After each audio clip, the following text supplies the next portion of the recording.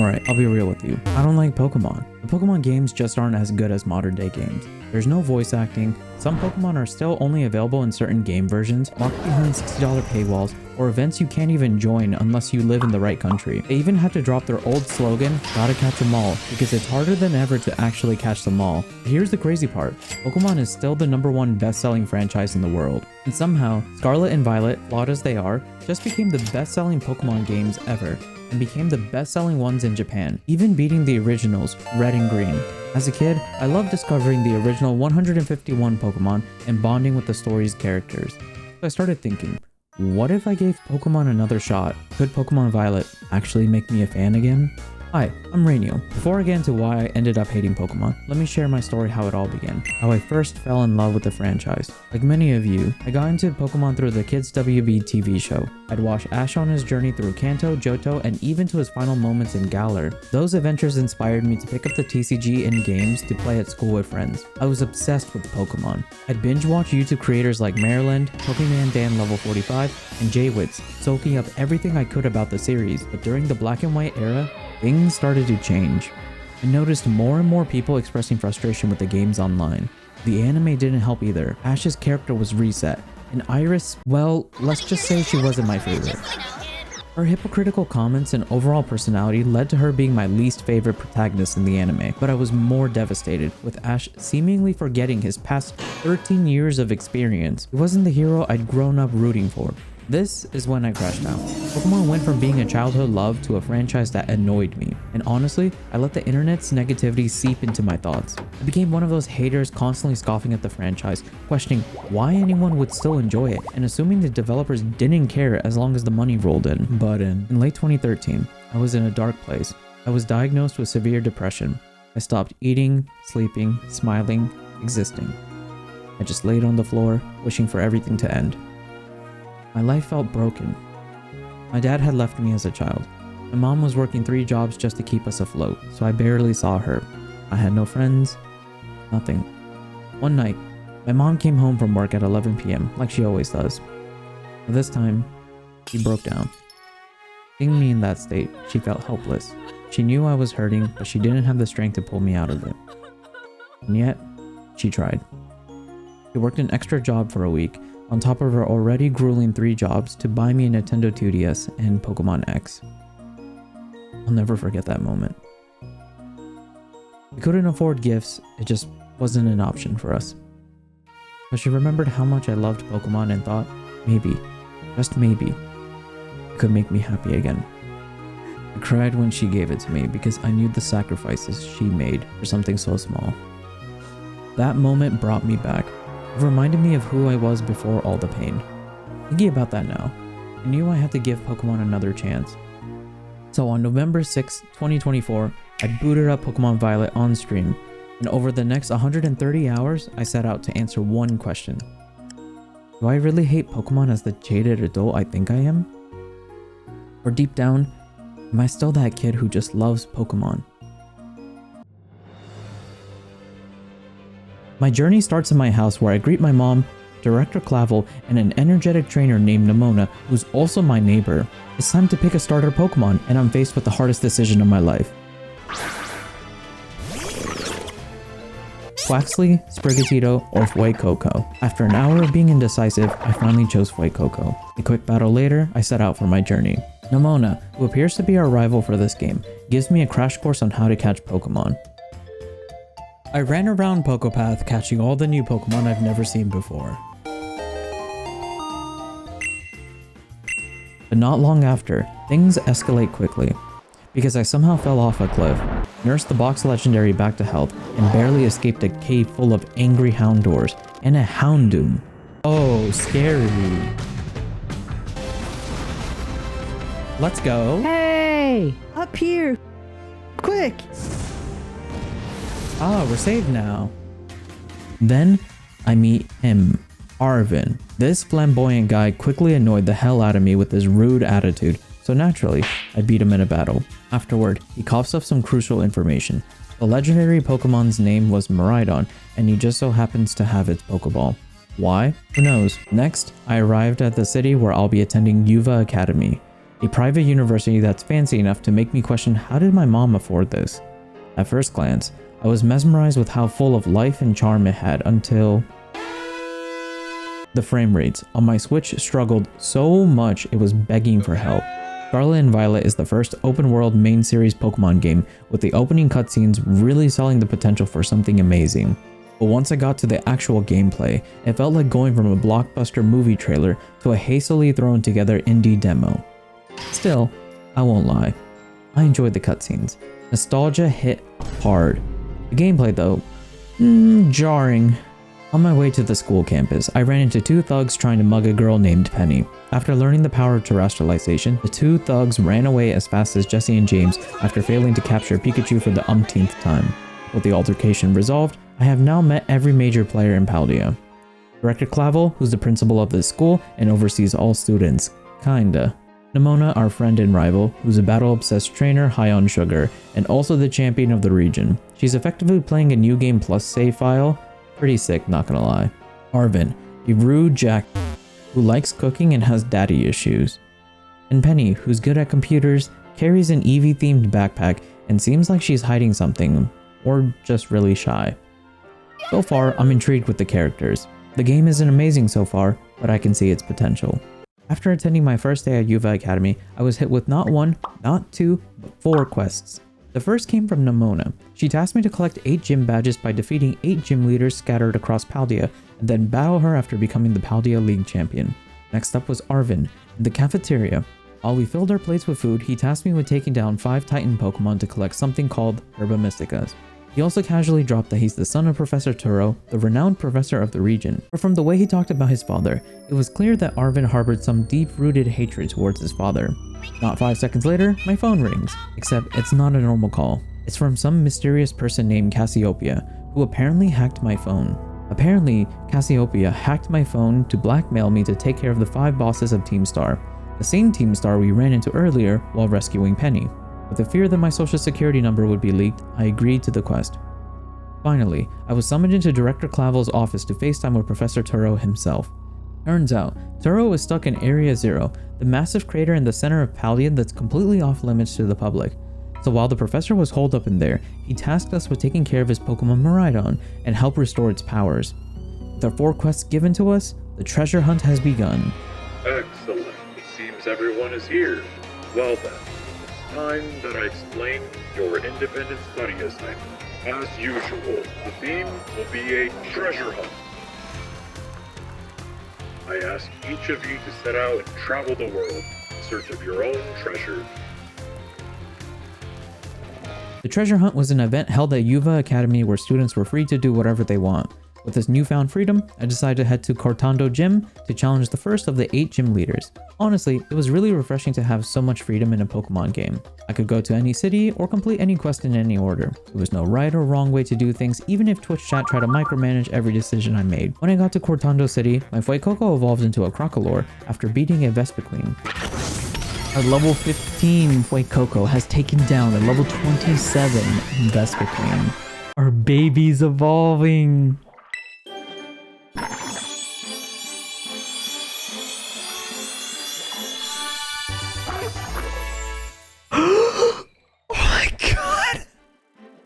Crocolore? Wait, he's got a sombrero! I then faced Katie, the bug-type gym leader, after pushing a giant olive into a basket, earning my first gym badge. Satisfied with knowing how the gym system worked, I headed east to check out what a Titan Pokemon was like. That's when I ran into a giant crab Pokemon called Cloth. Cutscene? Well, that's creepy. Okay.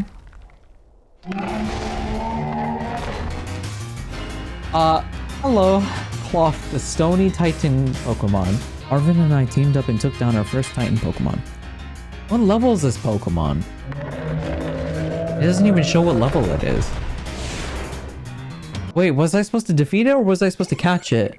To celebrate, we had a sandwich party, and I learned if we sprinkle in some Herba Mysticas into our sandwiches, it would heal our Pokemon. So I fed one of the sandwiches to Miraidon and watched it glow as it gained the power of Nitrox. As I made my way out of the cave after saying our goodbyes to Arvin, I caught a glimpse that Arvin was hiding something from us. From there, I made my way to Artizone City where I rounded up 10 Sunflowers and defeated Brassius, the grass-type gym leader. As I was exiting the gym building, I was greeted by a man dressed in green and had blonde hair. This man was Hassel, our art teacher, who revealed that he was actually one of the Elite Four members. The Elite Four were the 4 strongest trainers under the champion in all of Paldea. Impressed with the story writers deciding to make one of the Elite Four members our teacher, I looked forward to meeting the other 3 members of the Elite Four. Continuing the Pokemon League quest, I headed north to Levincia City. But midway through my route, I received a phone call from Cassiopeia, who informed me I was near the fire crew base of Team Star, led by Mela. As I approached the base, I was stopped by a familiar face. Director Clavel appeared. "Why is Elvis Presley here?" But introduced himself as Clive, and was very adamant that he was Clive, and had no clue who this director was. His disguise was so bad that I had to humor him, and played along and even convinced Cassiopeia to let Clive join the raid. Subsequently, Mela came out in style after we caused a ruckus in her base. We got hover cars in this game now?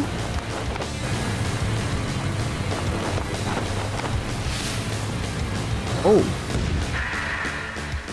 And after beating her, I learned a bit of Team Star's backstory. Basically, Team Star are a bunch of outcasts who were bullied by students in Yuva Academy, but a secret boss called the Big Boss gathered them all together to form Team Star. This group would work together to stop the bullying, but at some point they all stopped attending classes, and are now labeled as the bad guys. Clive, who's totally not Director Clavel, shared his goal, which was to get the 5 Team Star bosses to start taking classes again so they don't get expelled from school. Honestly, I know how nerdy this sounds, but I like the story arc of Clive and Team Star. It felt genuine, like this could actually happen in real life. But with Mela defeated, I got a reward from Penny, who apparently is a member of the Supply Squad, working together with Cassiopeia to take down Team Star. At this point, I was interested in finding out all the secrets to all the storylines. Who are the rest of the gym leaders and Elite Four members? What are Penny's and Arvin's true motives? Why is Professor Turo neglecting his son, and what's waiting for me in Area Zero? As the sun was setting, this time, I actually made it to Levincia, the City of Lights, Fashion, and the famous streamer, Iono. After a quick game of Where's Waldo, I battled Iono, and midway through the stream, Iono received a $5,000 donation, and she actually gave a portion of it to me as a reward for beating her, which is hilarious. Iono left a strong impression on me, and so far has become my favorite gym leader in Paldea. I also wanted to point out that I thought she was the ideal streamer, with her quirky, energetic self, and how engaged she was with her audience. Those thoughts were pushed into the back of my mind as I met with Jita, the chairwoman of the Pokemon League, who honestly gave me evil bad guy vibes. Go smash that subscribe button. Heading north, I came across another desert where Orthoworm, the Steel Titan, was lurking. After teaming up with Arvin again, we defeated the Titan and had lunch together again. This time, Arvin decided to open up to us by sharing the purpose of his journey. I guess I should at least tell you the full story, Reiniyal. Come on out, bud. This is my partner.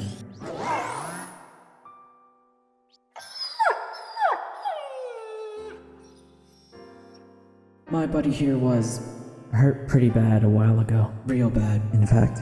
He never really recovered. When they were kids, Arvin and Mabostif ventured into Area Zero in search of his father, Professor Turo. That journey caused Mabostif to get critically injured. Since then, Mabostif has been his only companion, and the Herbamuscas were the last hope of healing him. Hearing this, I felt sad, but then the atmosphere around us changed because what I heard next angered me. The reason Arvin even went to Area Zero in the first place was because his mother left him as a child, and his only other parent left him behind at his lab to explore the crater. In Mabostif, Arvin found the love and loyalty he never got from his family. It was a heartbreaking moment, but it also brought us closer. I resolved then and there to see this journey through, not just for Arvin, but for Mabostif too. With that emotional moment behind us, I traveled into a dense forest where I discovered the Poison Team Star base led by Atticus. After a quick battle, I was notified by Cassiopeia that our reward was being delivered to us. Again, Penny showed up with our reward after we defeated another Team Star boss. Suspiciously, Penny always seemed to be around after the Team Star raids, which made me wonder, was she Cassiopeia? Or at least connected to them? Also, our Crocolore evolved into a Skeledirge. Honestly, he's so cool looking and his cry is just amazing, just listen to it. Putting that aside for now, I found myself in Medali famished after a long journey across Paldea. Before finding a restaurant to eat at, I met with Hassel and a green-haired person. The green-haired person was named Rika. That's me, Rika here at your service. Rika, similar to Hassel, was also a member of the Elite Four. After Rika shared her interest to battle me, they both left, but not before recommending I check out the local restaurant in the city. At the restaurant, I ordered a Fire Blast style medium rice bowl with a squeeze of lemon and was transported to a tatami ring where I battled Medali's gym leader Larry. Hello. Larry, the normal type specialist, was not like the other gym leaders I fought. He was a tired salary man, plain, unremarkable, and average in every sense. Yet, despite his monotony, he loved Pokemon battles and good food. Larry struck a chord with me. He wasn't flashy, quirky, or loud. He didn't try to stand out in a world full of over-the-top personalities, but he was unapologetically himself, and that was his charm. It shocked me how much I related to him. For so long, I believed I had to be loud, vibrant, or creative to succeed as a streamer and content creator. Deep down, I feared I could never stand out in a world brimming with protagonists. Larry showed me something profound. Even in a franchise packed with colorful, energetic characters, this exhausted, average salaryman stood out. And not just stood out, he was popular. Seeing this simple, grounded character succeed made me reflect on myself. Iona was who I thought I should be, a quirky, energetic, ideal streamer. Larry was who I felt like I was. Quiet, tired, and uncertain of my place. Through battling Larry, I realized I didn't need to emulate anyone else. I wasn't my favorite creators. I could never be them. I was me. And being me, sharing my own experiences and perspectives, was enough. As our battle ended, I delivered the final blow to Larry's Staraptor and I thanked him. Not just for the badge, but for showing me that even the most unassuming person can be unique. Leaving Medali, I felt lighter, as though a weight I had unknowingly carried had been lifted. For the first time in a long while, I felt free. Whether I'll continue to love or hate the Pokemon franchise is still up in the air, but one thing is certain. From here on, I'll share my opinions and tell my stories with my own voice. And so, I continued my journey, eager to see how this story and my own would unfold. With a reignited passion, I journeyed westward, taking down 2 Titans, the Iron Treads, and the Sky Titan. Through a steep cave in the mountains, I arrived at Alfornado City, a place unlike any other. The city was adorned with nostalgic images of original red and blue Pokemon sprites around its coliseum, giving it a unique charm. After a quick dance session with Dendra, my gym teacher, I battled and defeated Tulip, the Alfornado gym leader, to secure another badge. But make a note of this, it'll be important later. Before I could leave the gym, I was greeted with Nimona and Jita. Nimona revealed that Jita, known as La Primera, which is Spanish for the first, was the top champion of Paldium. Despite Jita's prestige, she considers Nimona her equal or perhaps even stronger. To test if I would be a worthy rival to Nimona, Jita arranged a battle between us. After a close back and forth battle, I was able to squeak the win against Nimona. Impressed with her performance, Jita gave us her blessings and we went to Cascarafa City. Before arriving at Cascarafa, we stopped at Team Star's Dark Base. After destroying the base, we befriended Giacomo and learned where the last 2 bases were. Shortly after I arrived at Cascarafa City, a place full of water and good vibes, I ran into some trouble. But before that, listen to the track that plays here.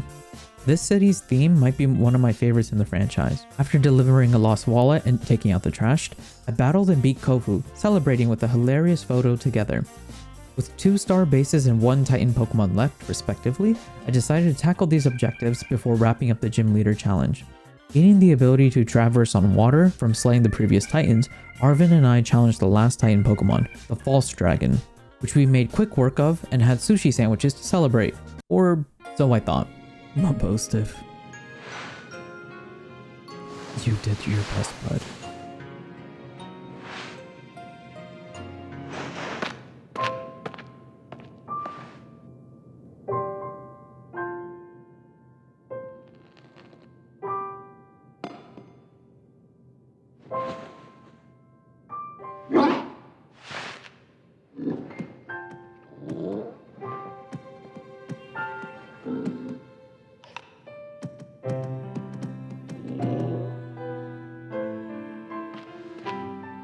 Bud!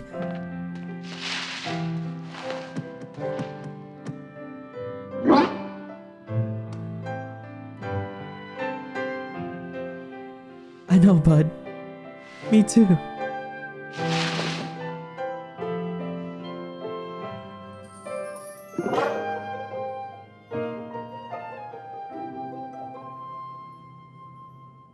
My phone started ringing, and on the other side was Turo. Hello, Reiniyal. This is Turo. Hearing his voice, Arvin immediately grew upset, yelling at his father for never contacting him all this time.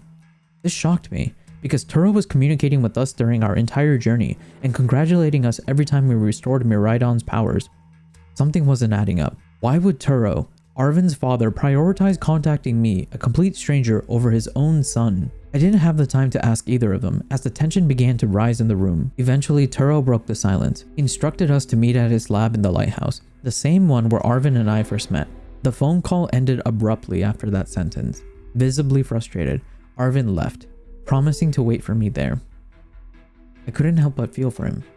I understood the desperation to hear from a distant parent, especially after years of silence. But Turo was a respected figure, held in high regard by Clavel and others. Something wasn't adding up, and the only way to find out was to go to that lighthouse. However, I still had 2 missions left. With haste, I dispatched the last 2 gym leaders, met Charlie, Moist Critical, then Poppy, the 3rd Elite 4 member, and honestly, she's my least favorite. So quickly moving on, we crossed paths with Nimona and Jita once more. They both shared the location of the Pokemon League and how much they each wanted to battle me. They soon left, presumably to wait for me to arrive at the Pokemon League. After that, there was one final task left to do. As I approached, I was hit with memories of alternate timelines, ones where I had failed miserably against this final boss. Determined not to repeat those mistakes, I trained my Pokemon and braced myself for the strongest Team Star member, Harry. After a grueling battle that went down to the wire, I was able to come out on top. Now, all 3 major quests were at their climax. The mysteries of Turo, Arvin, and Team Star were about to unfold. The endgame was near. I decided to challenge Team Star's boss first. Arriving at the rendezvous point, I was met by Clive, who was none other than Director Clavel. Happy to see the director finally cast off his stupid disguise, a thought occurred to me at this moment. Wait, is the director? But before I could finish my thought, the director revealed to us that he was the big boss of Team Star all along. Questions swirled in my mind. Why did he lead Team Star? Why would he want to dismantle it? How did he even become their leader in the first place? Why does he have so much free time as a director? So many thoughts were swirling through my head as we readied our Pokeballs. Blow after blow, one Pokemon fainting after the next. The battle went down to our last partners. I sent out Palmot against his Quaquaval, the same one that we saw as a Quaxley from the very beginning. With the final desperate move, my Palmot delivered the decisive attack, securing victory. But my sense of triumph didn't last. Clavel revealed he had lied. He wasn't the true boss. The real leader was waiting for me in the courtyard. As I made my way to the courtyard, I faced Penny, who I wasn't surprised to see at this point. When the dust settled, our battle began. Penny had led Team Star as Cassiopeia, taking the fall to protect her friends from expulsion. After being suspended, Penny found herself back in Yuva Academy, but the team she helped to build was no longer the same. Determined to reform Team Star, Penny recruited us after seeing our potential as a trainer to take care of Team Star. After a heartfelt reunion with her fellow Team Star members, Clive, who was here in disguise all along, revealed he was the director to literally everyone's shock but us.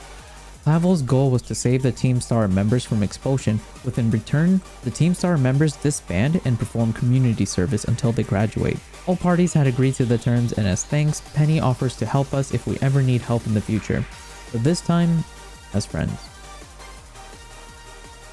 In contrast to that happy ending, I arrived at the lighthouse as promised with Arvin and the professor. As we unlocked the lab, all the electronics booted up and a video message played on the large monitor. On the monitor was a recording from Professor Turo. I need your help. The professor was trapped in Area 0 and needed our help. Frustrated and confused, Arvin lashes out, and as his friend, I embraced his emotions and snapped him out of it. Once calmed down, Arvin reveals we're not strong enough to journey to Area 0 with just the 2 of us, because he's been there before and nearly lost his and Mabostis' life. So he suggested we bring one more champion level trainer for defense and a computer technician for support. The clear choices were to bring Nimona and Penny. Penny owed us one from earlier, but in order for Nimona to agree to join us, she had us agree to one condition. That was to become the champion of Paldea and have a no-holds-barred battle with her. Understanding what both of our tasks were for this expedition, we both headed our separate ways for now. At the Pokemon League, Jita greeted me, but before I could challenge the champion, I had to pass a series of tests. The first was a written test. Inside, Rika was waiting to proctor the test. The test was relatively easy until I got to the last two questions. I was fully confident in my Pokemon knowledge, but the last two questions weren't Pokemon related. The first of the two questions was, what was the name of the gym leader I had the toughest battle with? I recalled my memories of every gym battle and decided that the Alfornado gym was the hardest one. But then, the worst imaginable thing was asked next. What was the name of the Alfornado gym leader? A name remembering question? I barely remember my uncle's or cousin's name. How am I supposed to remember a gym leader's name that I only fought once and spoke to once? However, I used context clues and deductive reasoning. I remembered Basius, Larry, and Iono.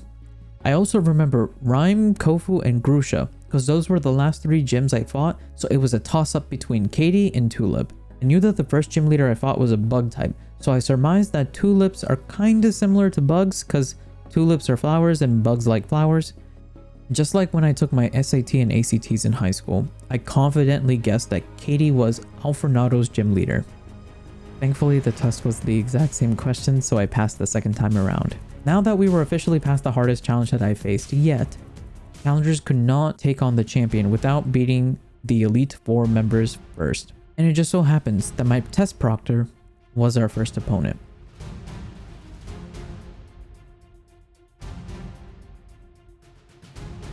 After beating Rika, we headed to fight the next Elite Four. With Poppy easily defeated, I remembered Hassel was one of the Elite Four members too, but I never actually met the fourth member yet. Until...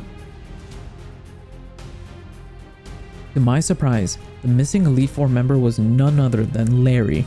Genuinely, I couldn't hold back my smile seeing this man again. Not only did he leave such a strong impression on me as a gym leader, he was also one of the strongest trainers in all of Paldea. Larry has easily surpassed my expectations and became possibly my favorite gym leader and Elite Four member of all time. I also wanted to point out that my Arctibax evolved in preparation for the final battle. After beating Larry again, I faced off against Hassel. This was such a difficult fight for me that I was left with only one Pokemon left, our newly evolved Baxcalibur. With my Baxcalibur's perseverance, I was able to narrowly claim victory against the last Elite Four member. But with all the Elite Four down, there was only one challenge left for me to face. The top champion Jita, La Primera. Her design and aura reminded me of Cynthia. I was so excited for this fight. Let's have a great... The battle's over? I was champion. As everyone cheered and celebrated my accomplishment, I was felt with sadness, disappointment. This entire journey, I saved the Pokemon League as the last battle because I thought it would be the most exciting. The final boss, Jita, it was boring. And honestly, I was really sad. I didn't really want to continue playing the game anymore. I really had high hopes for Jita. I even thought she might be a villain. But before I could succumb and wallow in sadness, Nemona, my knight in shining armor, set the stage for the largest and greatest battle ever. As our first challenger after becoming champion of Paldea, it only made sense to battle another champion. As a large crowd was formed in Mesagoza, we both stanced ourselves for battle, and this would easily become the hardest battle I've ever had. Nemona, during our entire journey, was purposely holding herself back to keep pace with us as we got stronger and learned more and more about Pokemon. But now she was faced with someone she can finally call her equal. With the tension in the air so sharp I could feel it prickle my skin, our battle began. Finally, the thing I've waited all this time for. Honestly, this battle was so fun. I genuinely was challenged and I had a blast battling her. And it was at this moment I thought Nemona was an amazing character, and I'm glad to be playing Pokemon Violet. I received coordinates where Arvin and the gang would be waiting for us. Our expedition to Area 0 was today. After making our way into the base, we all hopped on Miraidon and flew to the crater. Area 0 is by far the most beautiful area I've ever been to in Pokemon. From the music, creepy atmosphere you feel as if you don't belong here, the mysterious iron metallic looking Pokemon. Nothing made sense here. Our job was to find 4 research stations in the crater and deactivate the locks. As we progressed farther down the crater, the scenery would gradually change until we were in a cave. Deactivating the last lock, we learned what the professor was studying down here. Turns out, there's a time machine, and the metallic Pokemon we've been seeing were called Paradox Pokemons. Pokemon from the future that were accidentally brought into the present. Unsure why the professor made a time machine or why Pokemon from the future were roaming around in the present, we made our way to the very bottom of the cave and came face to face with the Zero Lab. And I would like to take a minute to say, wow, this Area Zero post-story event is amazing. From the banter between the NPCs to exploring some mysterious area that genuinely felt like exploring uncharted territory, like literally you couldn't even use the map to see anything useful in the crater. And the music, oh god, can we take a second to appreciate the music. The music in Pokemon games have always been bangers, but the Area Zero one specifically makes me feel ways I can't tell you. Back to the story. On our way down, Arvin was acting off, and so were we. Professor Turo seemed weird and oddly obsessed with the time machine. But then, before we could figure out what was with the professor, another Miraidon appeared. However, this Miraidon seemed more hostile than the one that's been traveling with us. As I stared into this Miraidon's eyes, I could sense it seemed not to care about us, almost as if we were ants to it. But before I could say anything, I headed into the lab and a bunch of wild Paradox Pokemon ambushed us. Nimona and Penny split up from Arvin and me to prevent us from getting surrounded, but there were still too many. Arvin concluded that whatever's inside the lab could potentially stop these Paradox Pokemon from attacking, so he planned to act as bait to allow us to sneak into the lab, and after a quick distraction, I sneaked my way into the lab. Expecting to see the Miraidon or another stronger Paradox Pokemon, I was surprised to run into Professor Turo, unharmed. But this Turo wasn't actually Professor Turo. Let me explain. The real Professor Turo had died protecting Miraidon years ago. The Turo we met was an AI replica, programmed with his memories and tasked with continuing his work. AI Turo wanted to shut down the time machine, realizing the dangers of future Pokemon disrupting the ecosystem. But Turo's original programming wouldn't allow him to stop it. So AI Turo needed us to defeat him and put an end to this time machine once and for all. But as soon as we went to turn off the machine, I started to hear boss music. Initiating emergency shutdown. Shutdown command overridden. Reinitializing. It's up to you now, Reiniyal. AI Turo switching to sleep mode. Activating offensive protocols.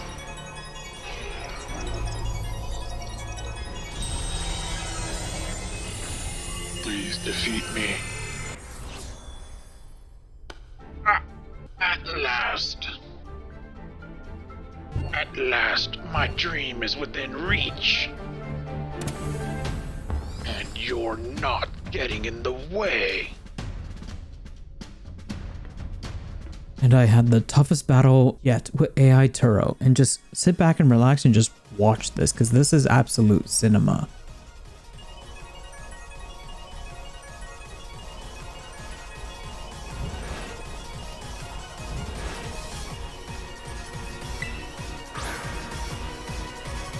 Impossible! After defeating AI Turo, our friends reunited with us. What is this? Did you already beat all the baddies without me? Okay, out with it, you. And obstacles preventing the time machine from performing as intended. Activating Paradise Protection Protocol to remove the offending obstacle. What? Was keeping the time machine running truly all the professor cared about? With our Pokeballs locked, all hope was lost. There was no way we could win if we couldn't use our Pokemon. Wait. Miraidon belonged to the Professor Turo. Only Pokemon that belonged to Professor Turo could be used in this space. It was a sliver of a chance. So I did something that Ash himself would do. I choose you, Miraidon!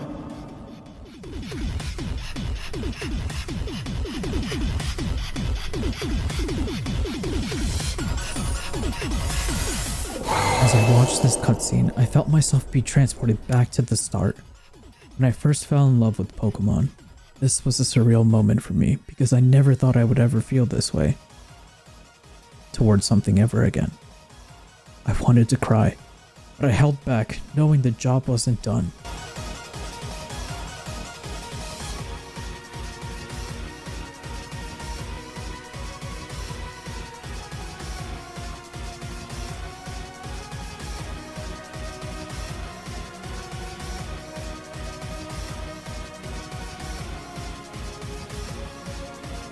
Arvin, I am sorry that I have kept the truth from you for so long.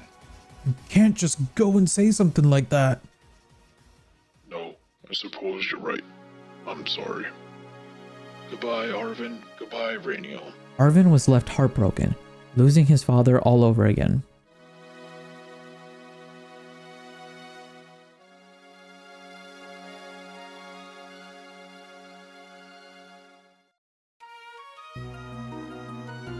Okay, everybody, listen up.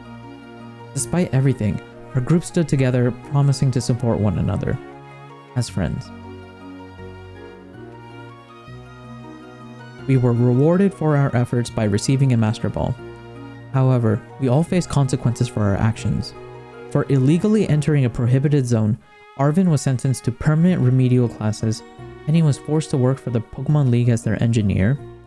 Nimona was forced to extracurricular activities, and I was tasked with beating every gym leader again and writing a paper about them. I said Larry was the best, by the way. After a long day of work, the ACE tournament opening ceremony, hosted by Nimona, had started. This tournament was run by Nimona, where I would face off against students and faculty. But before the first round, I had a heart-to-heart conversation with Nimona, where I realized I'm actually glad she's our friend and rival. I personally think Nimona is the best rival we've ever had in Pokemon history. But the first round started, and I was faced off against Arvin, who seemed to be doing better knowing all three of his parents were gone now. But after beating him and two more teachers, I was face to face with Jita again. Which was no surprise since Nimona wasn't allowed to partake in this tournament. Unfortunately, it seems Jita hasn't learned from her previous defeat and promptly got swept by my Skeleturge after getting +4 special attack from Torch Song. Crowned as the first ever champion of the ACE tournament, I did the first thing every student is forced to do. I went to school the next day. To opt out of class, I caught 4 legendary Pokemon enshrined in Dark Seals and showed them to my history teacher. Then, I went back to Area Zero's lab and in true Turo fashion, caught Miraidon that was left with no Master and a Master Ball. Now, I can officially say I've beaten Pokemon Violet, or so I thought until the DLCs took me on a journey and introduced me to a character with the most insane character development. In Japan, it is said we all wear 3 masks. The first mask is our public persona, the face we show to the world. The second mask is for close friends and family. The third mask is one we never show anyone, a reflection of our true self, visible only in solitude. After arriving at a quaint bus stop, I couldn't help but feel like Kitakami was a blend of Sinnoh and Johto, a nostalgic echo of past regions. Alongside Miss Briar, our quirky yet enigmatic chaperone, I traveled with 3 other students to explore this land as a part of a school project. One of the students got carsick, so I set off alone to find help. That's when I met 2 locals, Carmen, a sharp-tongued girl whose initial rudeness masked a kinder side that emerged with time, and Kieran, Carmen's timid and soft-spoken younger brother, who definitely loved Broly and had an almost childlike fascination with the village's legendary ogre. After an impromptu battle with Carmen, we were gathered by our capitalist caretaker to settle in for the night. The next day, our group was tasked with taking photos of signposts scattered around Kitakami to uncover the local lore. Each sign painted pieces of a tale. Long ago, an ogre terrorized the village. Its rampage was stopped by 3 legendary Pokemon, portrayed as the village's heroic protectors, who drove the ogre away. That evening, during the festival, the ogre appeared, revealing itself to not be a monstrous brute, but an adorable, misunderstood creature. It dropped its mask before fleeing. Carmen, however, decided we should keep this discovery secret from Kieran, a decision that would later unravel everything. Fast forward to the next day, we visited Kieran's grandfather, who dropped a bombshell. The village's version of the legend was a lie. The heroic Pokemon were the true villains, and the ogre had been their victim. Carmen, after hearing this, was furious and wanted to reveal the truth, but her grandfather warned against stirring unrest. Unfortunately, Kieran overheard everything. Betrayed and hurt that we had met his hero without telling him, he challenged me to a battle. His desperation fueled this fight, but I emerged victorious. He ran off visibly shaken. Determined to repair Ogrepon's mask, Carmen and I ventured to a crystal lake, crossing paths with Miss Briar, who revealed her ambition to uncover the mysteries of Area Zero and a Pokemon known as Terapagos. But uninterested, Carmen takes us back to the statue where the three heroes were, and we run into Kieran, who appeared visibly upset. You acted like you didn't know anything, but you were laughing at me behind my back all along. It's not what happened at all. Liar. You're a liar. Challenges us to another battle and gets beaten again. Overwhelmed by his emotions, he lashed out, punching a statue and inadvertently broke the seals that bound the three hero Pokemon.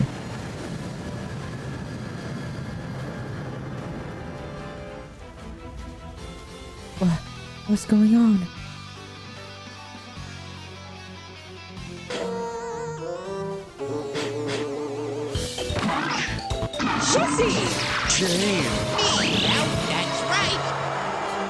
Chaos erupted as the beast fled in search of Ogerpon. We later find Ogerpon being ganged up by the beast after stealing 3 out of 4 of her masks. The beast flee after sighting us. But as Carmen and I check on Ogerpon, Kieran, excited to see his hero, was forced to apologize to us after Carmen instructed him to do so, not understanding the severity of the situation. Ogerpon decides to trust us and join us as we take down the rogue beasts. Kieran ditches us mid-search, so Carmen and I took on the 3 beasts together. After taking care of the monkey, bird, and gorilla bear, we retrieved all 4 masks and Ogerpon was reinstated into the village thanks to Kieran's pleas. We went to celebrate at Ogerpon's when Kieran challenges me once more, this time with stakes. The winner would claim Ogerpon. So, to no one's surprise, we beat Kieran and catch Ogerpon with Kieran cursing me and my future generations. Before leaving Kitakami, Carmen and I shared one last battle, a parting gesture of respect and camaraderie. As I prepared to leave, I noticed Kieran was absent. In a haunting final scene, Kieran was shown alone, consumed by his emotions and fell into a rage. I need to become. His mask, the third one, was slipping. I need to become a lot stronger.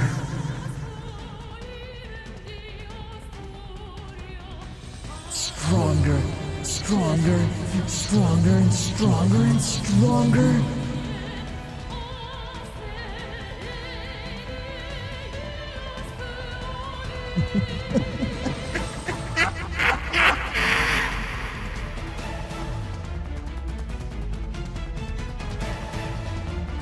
Just you wait, Reiniyal. Just you wait. To be continued. Oh, I like the way they handled that. A month after the events in Kitakami, I found myself heading to Unova to attend the prestigious Blueberry Academy.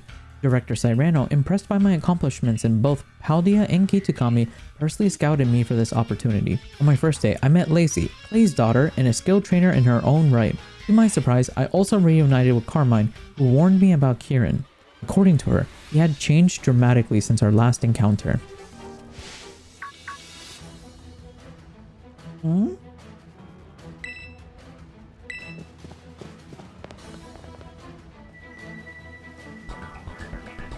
Is that? Battle with. Sorry, things have been really hectic at home this month. Oh, I got it. So that means you're just okay being this weak forever. That's what I'm hearing. No, Well, since you're so busy, I'll go ahead and do you a favor. I'll write your resignation for the club for you. I don't need people in my club who don't take it seriously. Wait, Kieran, I'm sorry. Please, give me another chance. Later, I was approached by Drayden's grandson. He proposed a challenge. Defeat Blueberry Academy's Elite Four and their champion, Kieran. Kieran and the Elite Four overheard this and eagerly accepted, setting the stage for my next quest. Beneath the academy lay the terrarium, an underwater dome housing artificial biomes for Pokemon. This would serve as our battleground. I began my quest in the Savannah Zone, where I faced Crispin, the weakest member of the Elite Four. Crispin, a fire-type chef, had a shonen protagonist's aura, but forgot he wasn't the main character here. Next, I headed to the Canyon biome to challenge Amaris, a steel-type trainer, and surprisingly, she's besties with Carmen. But unlike Carmen or Crispin, Amaris was boring. My Skeledirge quickly took care of her as I headed over to the coastal biome where we met with Lacey. Lacey and Drayden are my two favorite characters out of the Elite Four, so I was looking forward to my battles with them. Lacey sported fairy-type Pokemon and she surprised me that her ace was her father's iconic Excadrill. But after defeating her, I received an apology from her for her initial resistance to me challenging the Elite Four. Finally, I headed over to the Ice Biome to challenge Drayton, a Dragon-type trainer. Expecting a gruel battle, I meticulously crafted a team only to learn I didn't need them. I call my Elite Trial Terrarium-only battles. Your goal is to clobber 3 of your fellow League clubbers in battle. Simple enough, right? But it's called Terrarium only for a reason. You can only use Pokemon that meet 2 conditions. First, they gotta be Pokemon that were caught living wild in the terrarium. Oh, second, you gotta be the one who caught them. Unless your whole party of Pokemon meets those conditions, no Elite Trial for you. It would not be fun if you dipped into your vault of beefy Pokemon and cheesed your way through. But that's what I've been doing this entire time. At this point, I was distraught. Not only did I waste time preparing my team that I couldn't use, I had to go and catch a new set of Pokemon to use for my team. And if you didn't know, Pokemon caught in Charstone Cavern don't count as biome Pokemon. So I ran around the Ice Biome and caught 6 unique Pokemon. And after 2 hours, I crafted a new strategy to take down Drayton. Which I later found out I could have just used my main team after getting past this preliminary test. Go ahead, take a sec to change it up. Unless you want to dive right into battle. Wait. Oh my god. Annoyed, I quickly dispatched Drayton's team, which sported an Archaludon. After the battle, Kieran appeared and promptly took me to the arena for our final battle to decide who's the stronger trainer. Oh, we're just going straight into it. Kept me waiting. I worked so hard for a chance to show you what I can really do, Reiniyal. I put everything into studying and make my Pokemon stronger. I crushed the Elite Four and became champion. All of that hard work, all of it, was just so I could beat you right here, right now. At this point, his transformation was apparent. He was cold, calculating, and filled with resentment. I'm not gonna yell like that. I don't want to lose my voice. Filled with curiosity, I started with Ogerpon, which led to one of the most interesting interactions I've ever seen in this game. You've got some nerve bringing up the ogre now! Of all times? The battle began with Kieran relentlessly targeting Ogerpon, his anger at her betrayal palpable. After taking her down, he resumed his tactical approach, utilizing a diverse team: Raindance, Politoed, and Hurricane Dragonite, a screen-setting Grimmsnarl, Life Orb Porygon Z, a Brute Strength Incineroar, and Hydrapple, his beloved Driplin. This made me realize the real Kieran, the Kieran we knew, was still inside him despite his teen angst phase that he's going through. But despite his strength, I emerged victorious. What? Huh? I've beaten Kieran, but I, nor anybody else celebrated. Instead, what I witnessed was absolute cinema.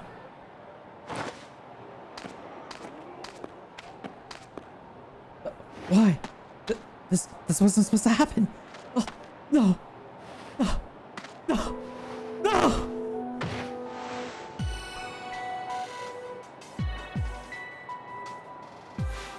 Okay, this guy doesn't know what the fuck's going on. Read the room, would you? Oh, Drayton. Good match, you two. Too bad about the outcome, though, huh? Ex-champion? Following the events of her battle, with Kieran's defeat, his iron rule over the academy ended.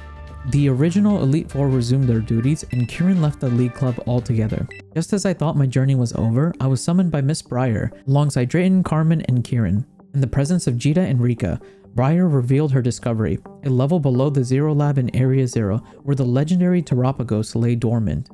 Drayton, Carmen, Kieran, and I were hand-selected to serve as her bodyguards. Drayton declined the mission because he was eepy, leaving Carmen, Kieran, and me to serve as Briar's bodyguards. After packing up our belongings, we found ourselves back in Area Zero.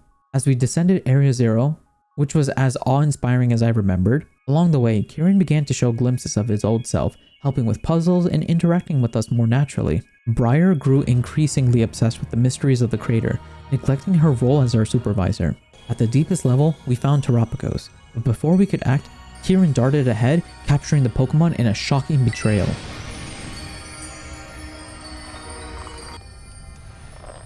Shut it, sis. Reiniyal has everything I've ever wanted.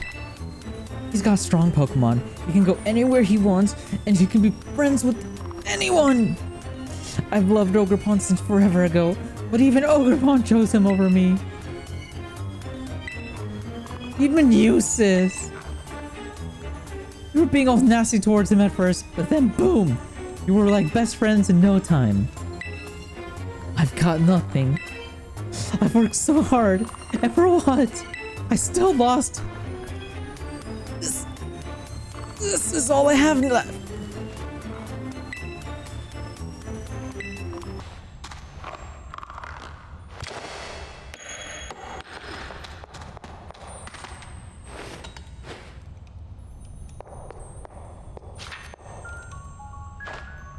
That's Terapagos?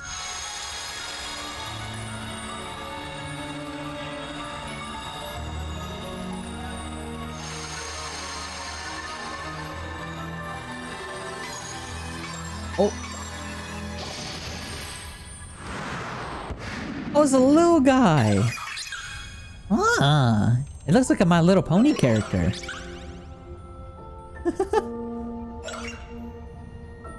Hello. Oh no. No. You're mine. Threw a Master Ball. Bro.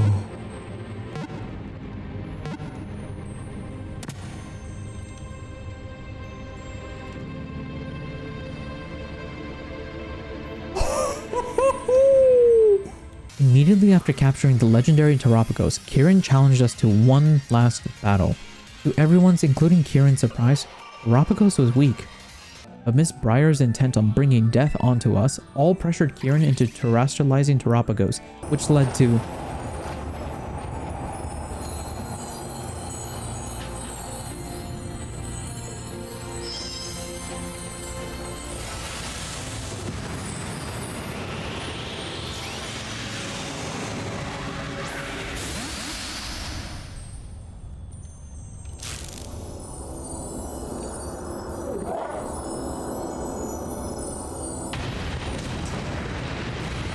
Things are getting out of hand, Kiki.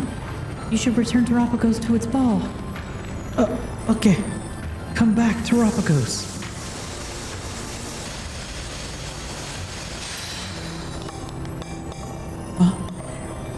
It won't go back inside. Why?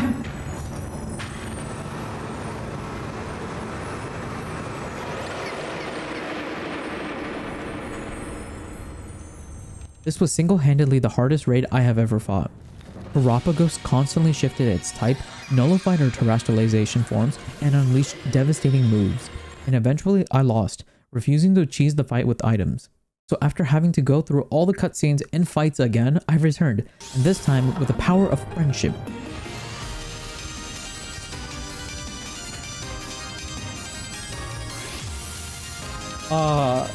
Yeah, I like that.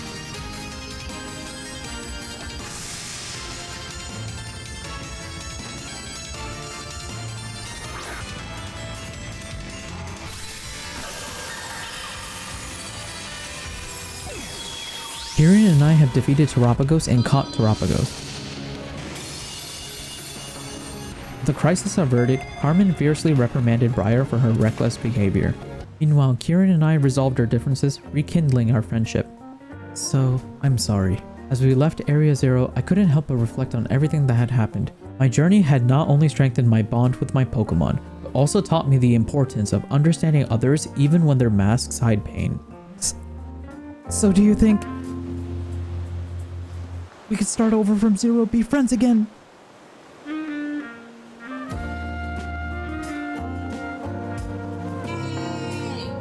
We're gonna leave you two behind if you don't hurry up.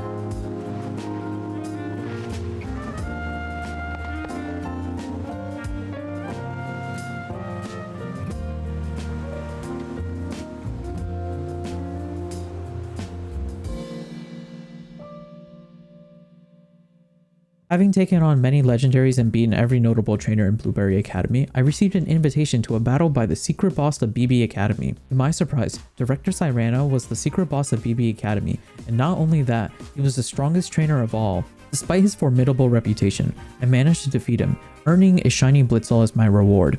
Just as I was settling down, a message from Arvin arrived. He wanted the whole gang to meet up at my house to catch up. After what felt like months apart, I was thrilled to see Arvin, Nimona, and Penny again. We laughed, shared stories, and I recounted my adventures in Kitakami and Blueberry Academy. I even invited them to visit Kitakami with me, to meet Kieran and his family.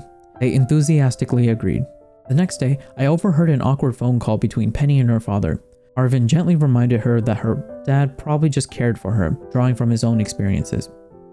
This unexpected moment of character growth caused Penny to apologize, and it showed how much Arvin and the rest had matured. This was refreshing to me because it showed that Pokemon can include character development in their characters. We flew to Kitakami not soon after with my Paldean friends. Arriving at the same old community center, we all were greeted by none other than Kieran, who seemed to have mostly returned to his old self. Arvin immediately declared to be my #1 best friend, made me reconsider my earlier statement about him. Of course, Nimona couldn't resist the battle and promptly defeated Kieran, cementing her status as the strongest trainer in Scarlet and Violet. As I was preparing to show my friends around, we were jump scared by Carmen busting onto the scene. Mo. Mochi.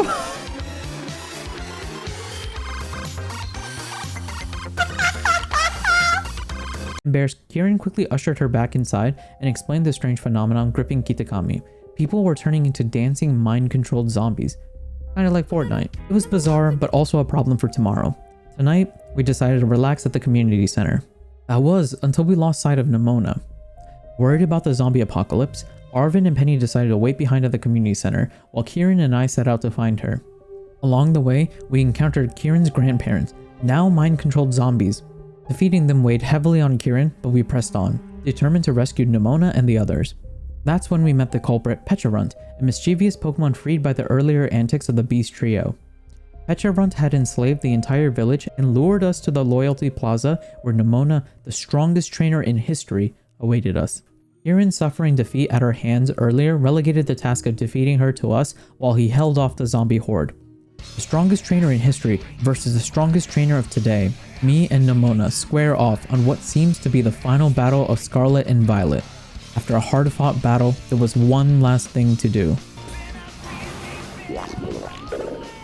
As the Pokeball beeped, the eerie silence that followed was deafening in the plaza.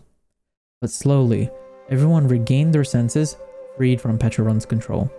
With the relief washing over us, Kieran and I celebrated our successful first mission together. A week later, it was time to leave Kitakami. With our bags packed, we bid farewell to Carmen and Kieran. Promises were made to meet again, and as we waved goodbye, I couldn't help but feel a mix of sadness and satisfaction.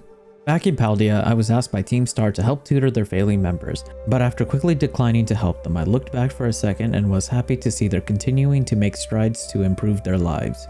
I traveled back to Crystal Lake to reminisce about the DLC when a mysterious mist enveloped the area around me after Terapagos let itself out of my Pokeball. Just then, Professor Turo emerged in front of me. This Professor Turo was transported from the past when he was still alive, before he created his AI clone. We spoke and shared information we both were interested in, like what was he studying in Area Zero and his thoughts about his son. But as our conversation was forced to a halt, he took the book given to me by Miss Breyer, and in return I received the original copy of the Violet book. With this, I have officially completed Pokemon Violet.